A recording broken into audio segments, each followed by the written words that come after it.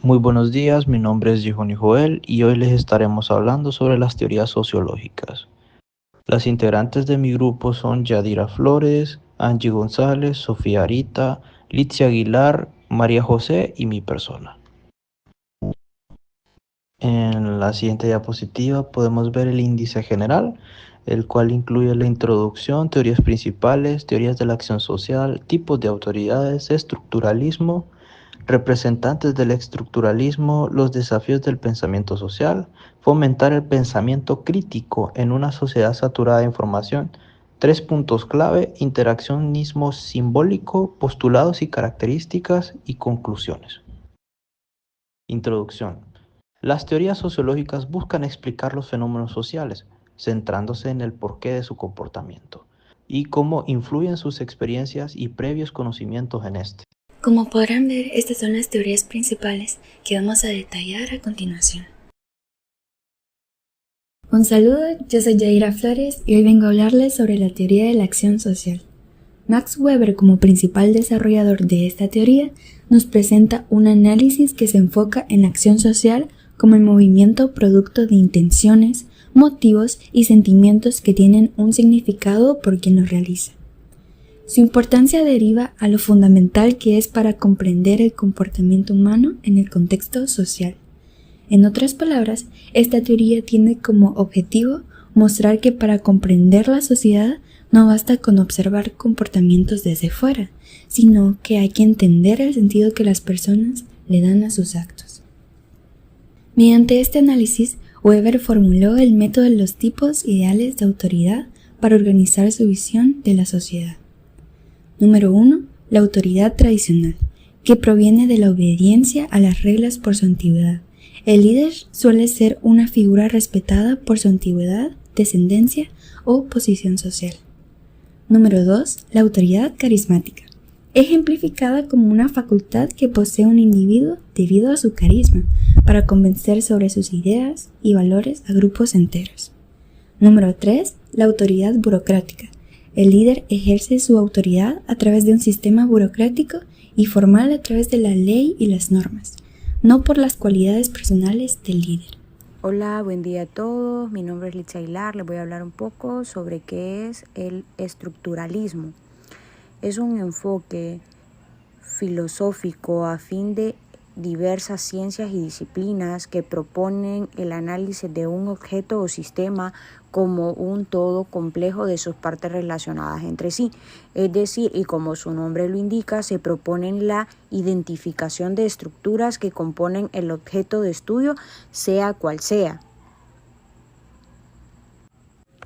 Características del estructuralismo.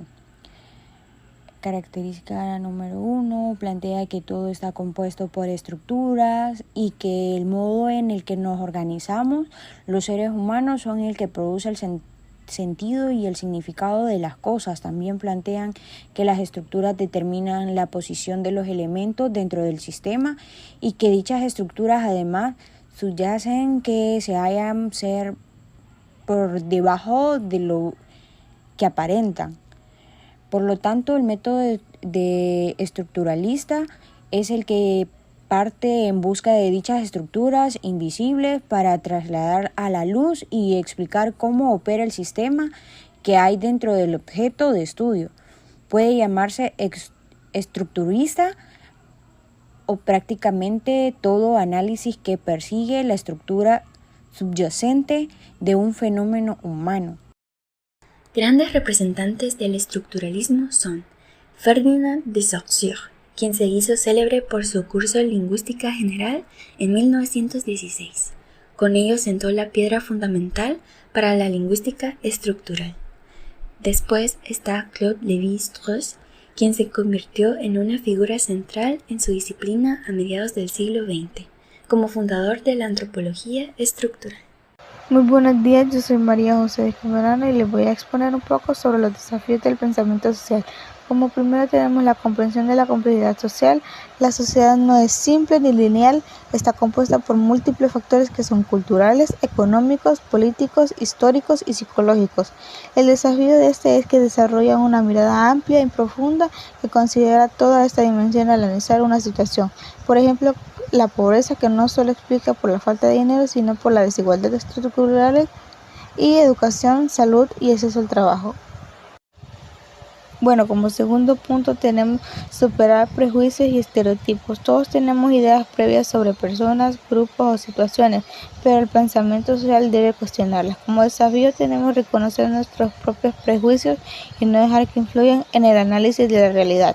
Como por ejemplo pensar que los pobres son pobres porque no se esfuerzan, es un estereotipo que oculta causas reales y complejas, que requiere apertura mental, empatía y disposición al ver a otros sin etiqueta.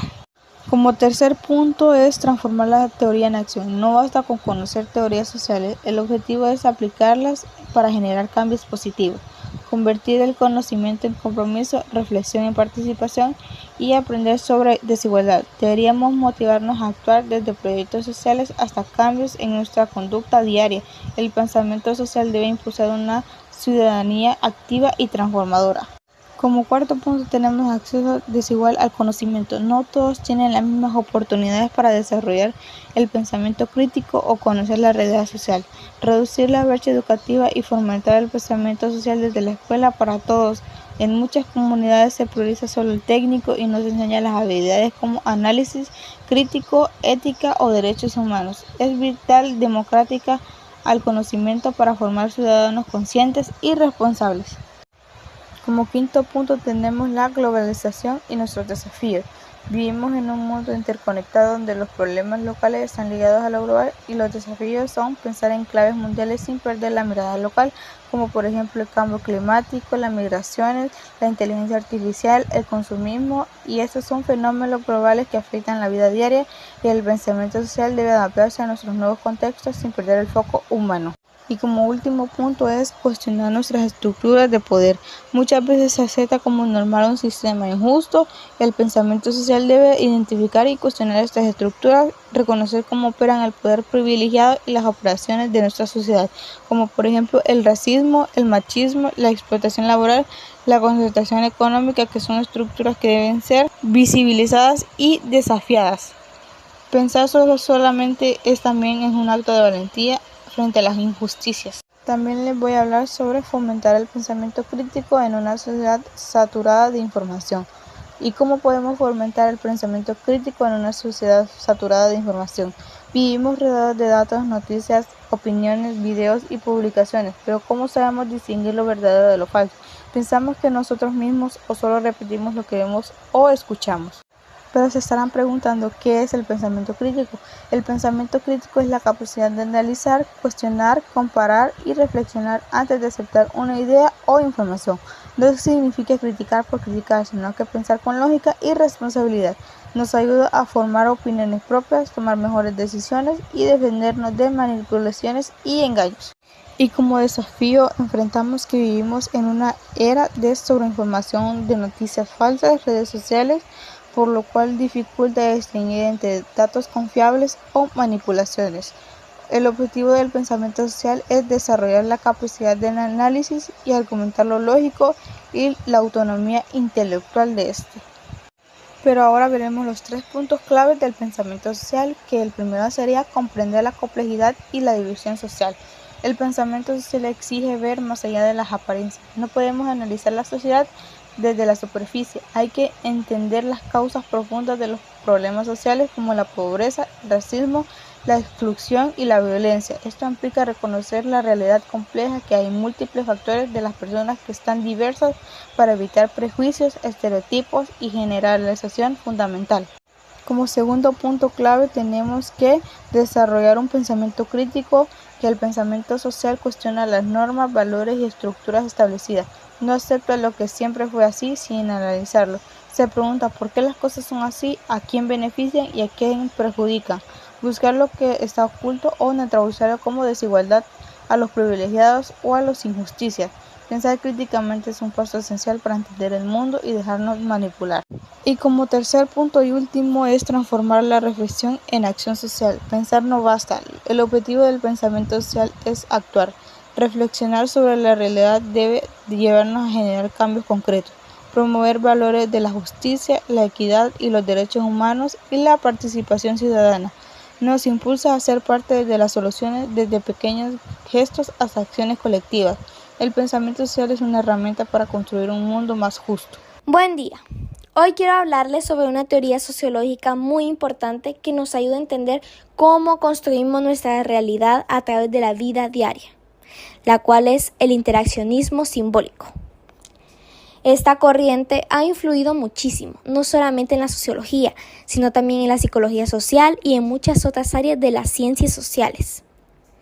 El interaccionismo simbólico es una corriente teórica que surge en la sociología y esta estudia la interacción y los símbolos como elementos clave para comprender tanto la identidad individual como la organización social. Se centra en la creencia de que el comportamiento humano no está dictado meramente por fuerzas o estructuras externas.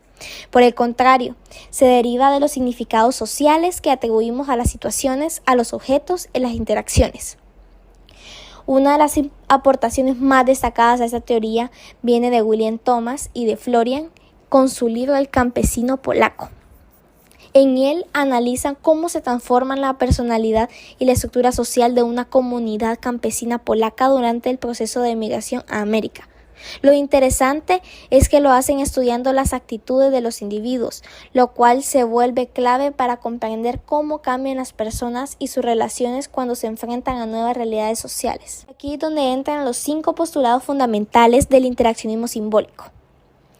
El primero, que los seres humanos tratamos a los objetos, personas y situaciones según los significados que tienen para nosotros.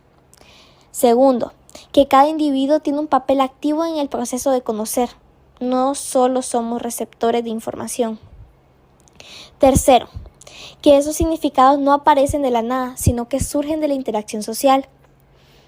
Cuarto, que esos significados se pueden modificar, reinterpretar, y eso lo hacemos continuamente en nuestra vida cotidiana. Y finalmente, que para que exista comunicación entre las personas, tiene que haber una significación común para todos entender.